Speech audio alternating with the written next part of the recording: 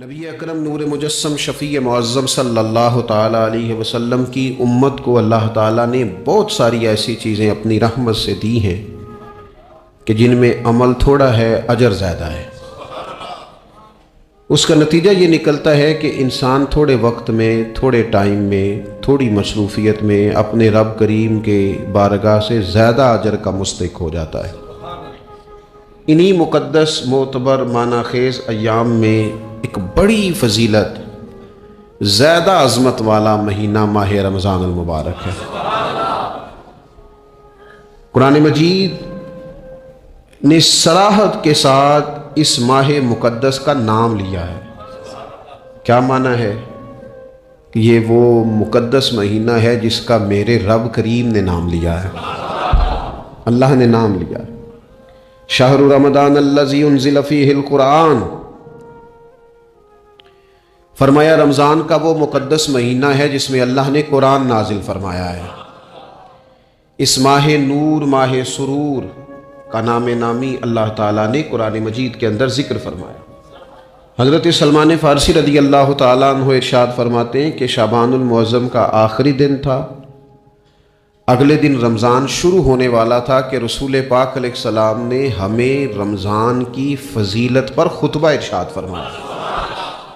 آپ اس بات کو غور سے سمجھیے کہ ایسا مہمان جس کے آنے سے پہلے اس کی فضیلت بیان کی جا رہی ہے، اور فضیلت کون بیان کر رہا ہے؟ امام الانبیاء صلی اللہ تعالیٰ علیہ وسلم۔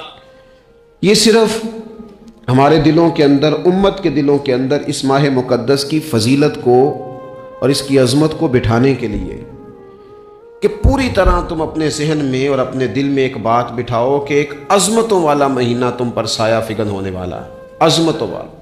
حضور نے ایک دن قبل اس کی فضیلت بیان۔ ہمارے ہاں یہ ہوتا ہے کہ ہم کسی چیز کی اہمیت کو لیتے ہیں لیکن سمجھتے ہیں کہ یہ کوئی روٹین ورک ہے، یعنی نارملی ہر سال رمضان شریف آتا ہے، اپنے وقت کے حساب سے چاند بدلتا ہے اور اپنے وقت پر رمضان شریف آ جاتا ہے۔ ہم سمجھتے ہیں کہ مطلب روٹین کا ایک معاملہ ہے، ایک روٹین کی چیز ہے۔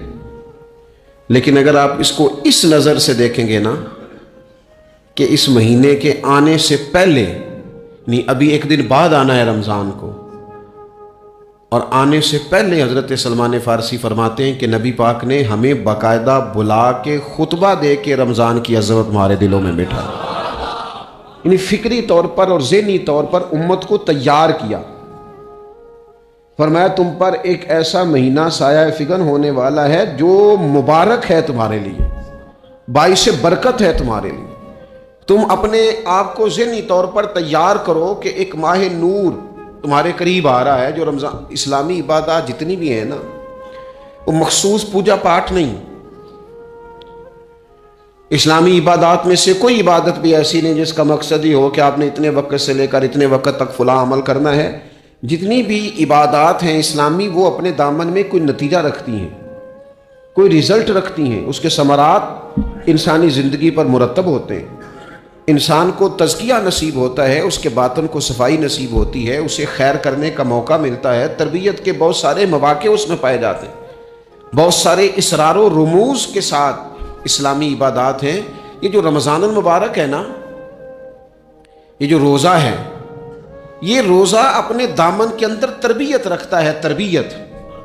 یا ایھا الذین آمنوا کتب علیکم الصیام کما کتب علی الذین من قبلکم لعلکم تتقون۔ اے ایمان والو، تم پر روزے فرض کیے گئے جیسا کہ تم سے پہلے لوگوں پر بھی فرض کیے گئے تھے تاکہ تم تقوی اختیار کرو۔ روزہ تمہیں پرہیزگار بنائے گا، تمہارے اندر سے جو نفسانی چیزیں ہوں گی انہیں نکالے گا، اور اللہ تبارک و تعالیٰ کی طرف تمہارے دل کا رجحان ہوگا، تمہاری روح کا رجحان ہوگا، تمہیں تزکیہ دے گا۔ روزہ انسان کی تربیت کرتا ہے، انسان کو روزہ ذہنی طور پر تیار کرتا ہے کہ اللہ کے حکم کے مطابق کھانا ہے، اللہ کے حکم کے مطابق پینا ہے۔ سب سے بڑا مسئلہ اس دور کا رزق کے حلال کا حصول ہے اور حرام سے اجتناب ہے۔ تو روزہ ہمیں یہ سبق پڑھاتا ہے کہ ہم وہی کھائیں گے اور اسی وقت کھائیں گے جو کھانے کا ہمیں ہمارے رب نے حکم ارشاد فرمایا ہے۔ اور جسے اللہ رسول منع کر دیں گے جتنی مرضی چمک دمک اپنے دامن میں رکھے، جتنی مرضی، لیکن ہم وہی لیں گے جو ہمارے لیے جائز ہے۔ آپ غور فرمائیے، روزہ لعلکم تتقون، روزہ تمہیں پرہیزگار کرتا ہے۔ بہت سارے لوگ ایک بات کرتے ہیں کہ عادتیں نہیں بدلی جاتی، یار کوشش کرتا ہوں لیکن میری عادت نہیں تبدیل ہوتی۔ میں آپ کو ایک رائے دینے لگا ہوں، مشورہ دینے لگا ہوں، میں آپ سے یہ عرض کرنے لگا ہوں کہ موقع آیا ہے رمضان شریف کا۔ رمضان میں بندہ روٹین میں اپنی عادتیں بدلتا ہے۔ کسی کو سویرے 7 بجے کھانے کی عادت ہے، کسی کو 9 بجے کھانے کی عادت ہے، کوئی صبح ناشتہ نہیں کرتا، دوپہر میں ہی کھاتا ہے، لیکن رمضان آیا تو عادت بدل گئی۔ 7 بجے والا بھی نہیں کھا رہا، 9 بجے والا بھی نہیں کھا رہا، دوپہر والا بھی نہیں کھا رہا، سارے سحری میں کھا رہے ہیں۔ عادت بدل گئی، بالکل طبیعت بدل گئی، روٹین چینج ہو گئی۔ کوئی اٹھ رہا تھا صبح فجر میں اللہ کی توفیق سے، اللہ تعالیٰ معاف فرمائے، تو کچھ ایسے بھی تھے جو 9-10 بجے اٹھ رہے تھے، کچھ الحمدللہ فجر پڑھ کے چلو کسی وجہ سے پھر سو گئے، 10-11 بجے اٹھ رہے تھے، روٹین بدلی ہوئی تھی۔ رمضان آیا تو بدل گئی، سارے سحری میں اٹھ رہے ہیں، تہجد کے وقت سب کی آنکھ کھول رہی ہے، بالکل روٹین بدل گئی، حالات بدل گئے، معاملات تبدیل ہو گئے، اوقات تبدیل ہو گئے، دفاتر کے ٹائم تبدیل ہوئے، اسکولوں کے نظام تبدیل ہوئے، مدارس کے اوقات تبدیل ہوئے، ہر چیز کے اندر تبدیلی آئی۔ معنی کیا ہے؟ کہ اللہ نے تمہیں موقع دیا ہے کہ عادتیں بدلی جا سکتی ہیں، اپنے آپ کو تبدیل کیا جا سکتا ہے، لائف سٹائل کو چینج کیا جا سکتا ہے۔ یہ موقع آیا ہے، ایک مہینہ ہے پورا، 2-3 دن 4 دن آپ کی روٹین بگڑ جائے نا سونے کی، یعنی روٹین سے ہٹ کے آپ سونا جاگنا شروع کر دیں تو پھر وہی روٹین بن جاتی ہے، پھر اسی ترتیب سے انسان سارے کام کرتا ہے۔ تو رمضان میں روٹین چینج ہوگی، سارے تہجد میں اور سحری میں اٹھیں گے، تو اللہ کرے نا یہ روٹین قائم رہے۔ رمضان میں تو اٹھتے تھے سحری کرنے کے لیے، تو اللہ کرے روٹین بن جائے اور سارا سال اٹھیں تہجد کی نماز ادا کرنے کے لیے، اللہ کرے روٹین بن جائے، چیزیں تبدیل ہو جائیں۔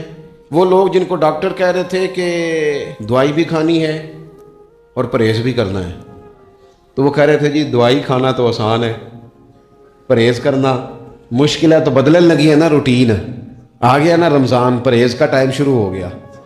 لہذا بہترین فائدہ یہ ہوگا کہ رمضان میں پرہیز ہوگی، ڈائٹ پلان بالکل بنایا جا سکتا ہے، اس میں چیزوں کو بالکل مرتب کیا جا سکتا ہے۔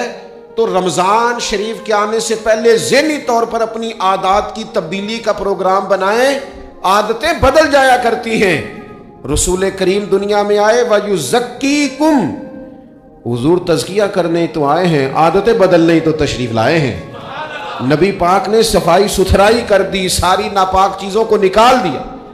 تو روٹین دیکھیں کہ رمضان میں تقوی کے حصول کے لیے اپنی عادات کو تبدیل کرنا ہے، اور اس کے لیے ذہنی طور پر اپنے آپ کو تیار کریں۔ وہ جو کہتے ہیں بچے سویرے نہیں اٹھتے، وہ روٹین بنا لیں، یہ موقع آیا ہے، ابھی سے ارادہ کر لیں کہ جناب ہم نے اس ترتیب سے اپنے گھر کو، ماحول کو، بچوں کو اس ترتیب سے ہم نے مرتب کرنا ہے چیزوں کو۔ یہ آپ ارادہ کریں، اللہ تعالیٰ مدد فرمائے گا۔